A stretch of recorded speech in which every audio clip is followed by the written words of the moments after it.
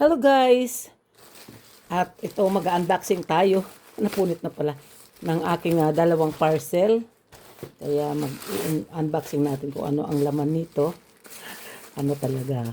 Pakita ko lang sa inyo itong aking in-order na ito sa online. Ito ay galing sa from Shopee with love. Ang hirap naman. Ang purol naman ng aking gunting. Ayan. Talagang nakabalot ng maigi. Kaya sa pag-unboxing pa lang ubos na yung ulan. Ayan. Okay. Oh, yan.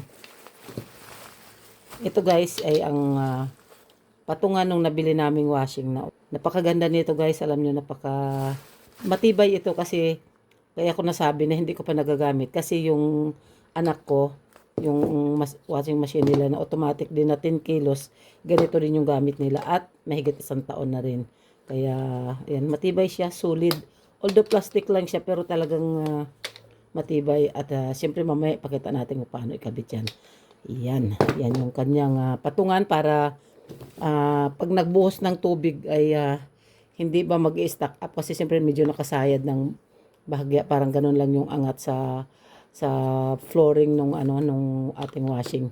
Kaya yan, kailangan natin yan para hindi mag-stack up yung mga tubig doon pag tayo ay nagbuhos. Lalo't yung aming labahan ay nasa loob ng banyo. Kasi wala naman tayo. At itong pangalawa nating parcel na unboxing naman ay isa din to sa mga pangangailangan natin doon sa ating washing machine pa rin. Kasi isang beses ko pa lang siya nagamit mula nung nabili ko siya. Nagtatatlong linggo na. Ayan. Diyan. Ayan, ito yung hose. Yes. Yung kanyang hose. Kasi po guys, yung hose na kasama doon sa pagbili natin ng washing machine ay maiksi lang. Masyadong sagad sa gripo. 1 yard lang yun. Mahirap kasi siyempre wala naman kaming space talaga. Okay yun kung sa mga talagang may laundry area kami, kaso wala kaya nahirapan dahil doon lang sa banyo. Ayan, tingnan natin ang kanyang haba kasi sabi ng anak ko 3 yards daw ito Ayan, yan yung dulo legit. Ito yung para sa kanyang doon sa washing, ito yung para sa gripo. Tingnan natin yung haba. Yes. At yan ang haba. 3 yards daw ito. Kaya pakita ko sa inyo yung aming banyo. At ayan ko nakikita nyo sa gilid. Isang katerba ng labahan ko. Ito yung hose na kasama dito sa washing namin. Ayan Ano yung haba. Diba yung diferensya. Ayan. Laki ng diferensya. Pero syempre, kasi dito ay para sa mga malapit na gripo. Ay yung aming gripo ay ayon. Pasensya na kayo sa aming banyo Ayun yung pagkakabitan kong gripo. Tapos kung dito lang siya, sagad na sagad. Marami pang nakababad. Sagad na siya. Kung may magagamit dito sa banyo, mahirap. Kaya kailangan medyo nakadistance talaga din siya guys.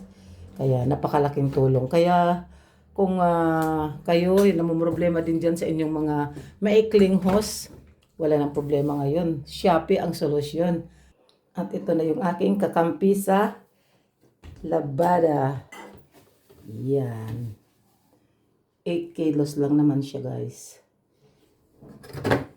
Pero hindi ko ito pinopromote. Pero pinakita ko lang yung kanyang laman.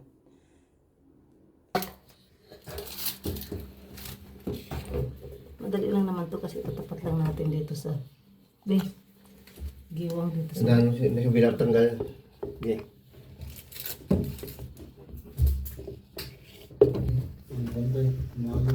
Ayusin pa yan. Sige. Hindi na galang angat man. Sige.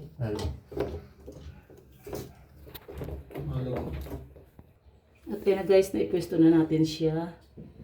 Ayun. Yan.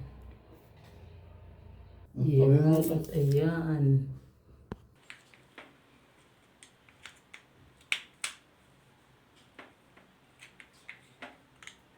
Tatlong tornilyo lang naman yan para humigpit ang kapit niya doon sa pinaka-hose nozzle niya. Ito yung kanyang hose nozzle. Kakabit natin doon sa gripo. Sa amin po yung hose nozzle, hindi kasama doon sa sa parcel. Ikakabit na natin siya doon sa gripo. Yun. Ganun lang kadali, guys. Yun. Isusuklog naman yun. Yun. Kasi nag-adjust naman po yung ano eh. Yan. Ano siya. Try nga natin buksan kung hindi sumisirit. Try natin buksan yung gripo.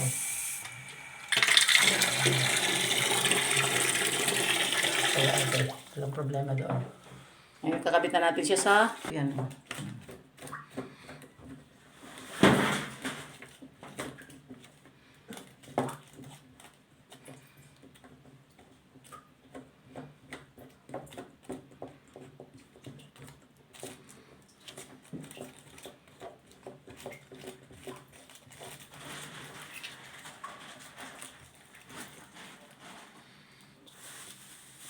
Yan na.